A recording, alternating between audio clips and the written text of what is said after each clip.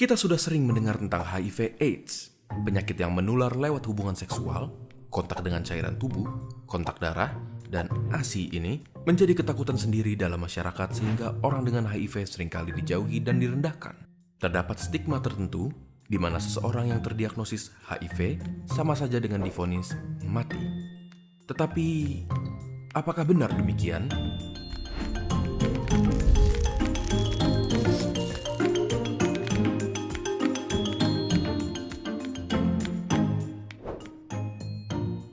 HIV bekerja dengan melemahkan sistem kekebalan tubuh. Virus ini bekerja perlahan dan sulit untuk mendeteksi gejala awalnya, dan hanya dapat diketahui dengan tes laboratorium pada tahap awalnya.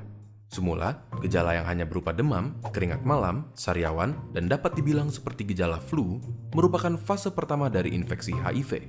Pada fase kedua, virus berkembang biak secara perlahan tanpa memberikan gejala sama sekali. Rata-rata infeksi HIV berkembang menjadi AIDS, Acquired Immunodeficiency Syndrome, yaitu fase ketiga di mana kekebalan tubuh sangatlah lemah sehingga kuman yang ada di sekitar kita dapat dengan mudah masuk ke tubuh tanpa perlawanan yang berarti.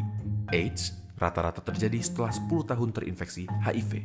Lalu, apa yang bisa kita lakukan untuk mengatasinya? Obat antiretroviral sebagai pengobatan HIV tidak menyembuhkan penderita, namun mencegah pertumbuhan virus dalam tubuh. Dengan terkontrolnya jumlah virus, maka sistem kekebalan tubuh akan terlindungi dan menghindari perkembangan HIV menjadi AIDS. Sejak adanya obat ini, harapan hidup penderita HIV dapat menjadi sama dengan orang normal jika mereka terdiagnosis tepat waktu, serta mengikuti pengobatan dan kontrol yang teratur. Salah satu contoh pasien HIV yang terkenal adalah Magic Johnson, pemain basket asal Amerika Serikat. Dia mengaku terjangkit HIV pada tahun 1991. 27 tahun berlalu sampai sekarang, ia masih giat menjadi aktivis HIV dan apakah kalian tahu? Dia tidak mempunyai keluhan medis. Mengapa bisa? Dia mengkonsumsi obatnya secara teratur. Sebagai tambahan, pasangan yang positif HIV tidak langsung ditakdirkan untuk mempunyai anak dengan HIV juga. Hal ini dihasilkan dari pengobatan yang membuat jumlah virus cukup rendah untuk tidak menginfeksi janin. Pada proses kelahiran, ibu akan menjalani kelahiran secara bedah sesar sehingga menghindari kontak dengan darah ibu.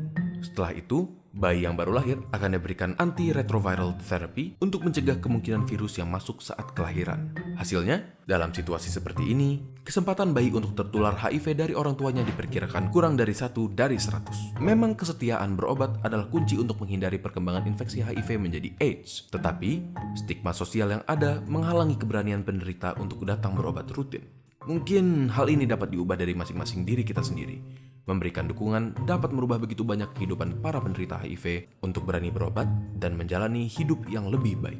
Setelah mendengar ini, apakah menurut kalian ada harapan untuk melawan HIV? Ayo kita sama-sama memberi dukungan kepada saudara-saudara kita yang sedang berjuang melawannya.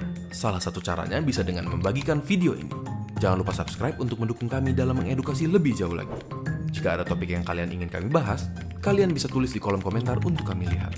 Terima kasih dan sampai ketemu di video berikutnya.